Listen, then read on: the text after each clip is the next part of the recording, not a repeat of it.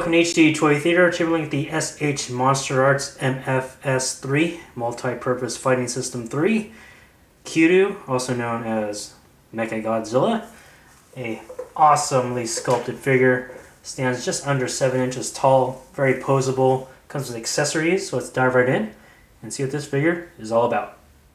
The figure includes 3 different types of forehead pieces with different types of eyes. You have 2 yellows. And the difference between the two is, get to focus here, come on. The one on the left has vertical lines going down, while this one on the right does not. And then this one here is red for his berserk mode.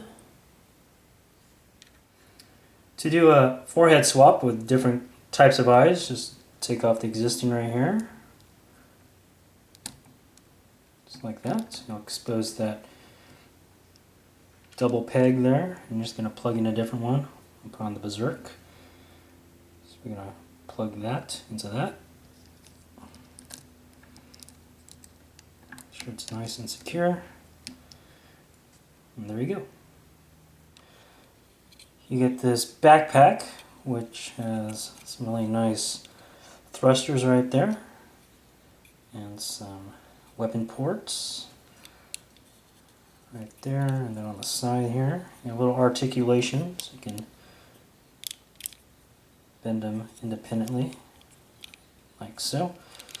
I notice these pegs here, these 3, are going to connect to the back of the figure, but first you need to prep the Mecha Godzilla by taking off 3 different fins off the back. You're going to take off this top one here, and then these top side ones, just like that. Lastly, you're going to attach the backpack by connecting those 3 pegs into the open holes left over by taking off those back fins. Can be tricky. Helps to look at it from the top down when you do it, just in my case. And you should feel a little bit of tension and a little snap once you get it all matched up. So once it's on, look like that.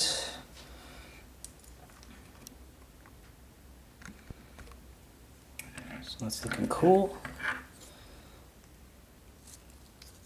And you can bring down the top of these things over the shoulders. And you can wail all you want on Godzilla.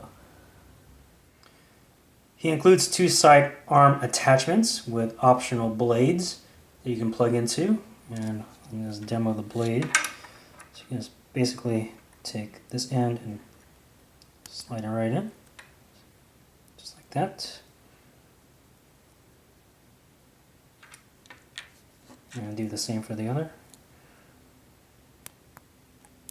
It's that easy. To put on these side arm attachments, first you want to take off this little piece right there at the very end of the forearm.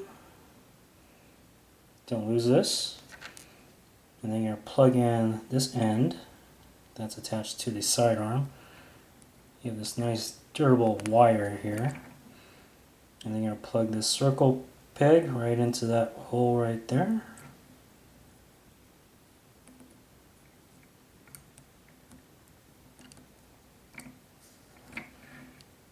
There you go.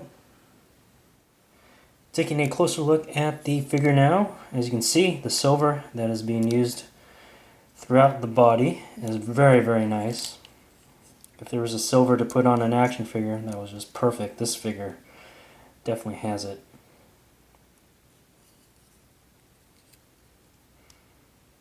Very metallic, nice shine to it, not super shiny or super glossy per se. Some awesome sculpt work, all the detail being sculpted out here, even underneath the feet. Very nice tail with the fins. Nice sharp points to all these fins. Got thrusters on the back.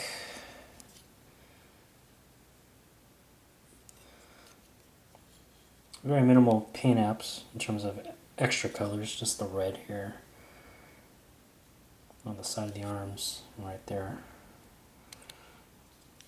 Then little markings, got some little chest markings here. We'll open up the chest here.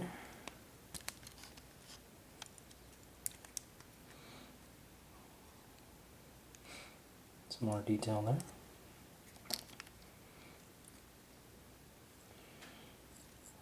Then we'll open up the mouth.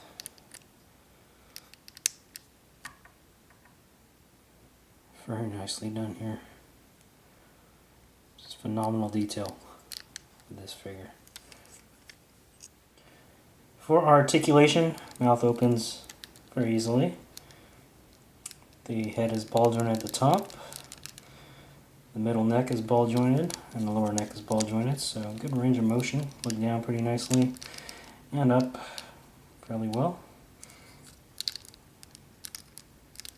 So good neck articulation. Ball jointed arms right there. You have ball jointed elbows. You can bend 360. Ball hinge wrist. So you can bend 360. Upper body is ball jointed right here. And this piece around the waist is made of a loose plastic piece, which will allow you to move the upper body pretty nicely and a little more freely. And it can be adjusted. No waist articulation. Legs are ball jointed here. Not too much range. One thing to be careful of, these pipes right there. You don't want to get too fancy with the leg articulation, or it'll kind of separate. There's another pipe right there on the side of the neck on both sides. So you don't want to get too fancy with the articulation in those areas. There is a double jointed knee. So, boom, one, then just a very slight bend right there at the top, not too much.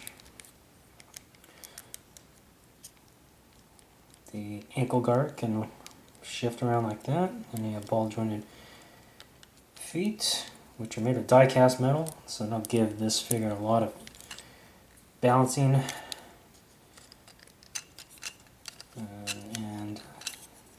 and weight, so that's very cool. Always like that with the bigger figures. And then the tail is made of ball joints at pretty much every segment for the most part, so you can really bend this around pretty nicely.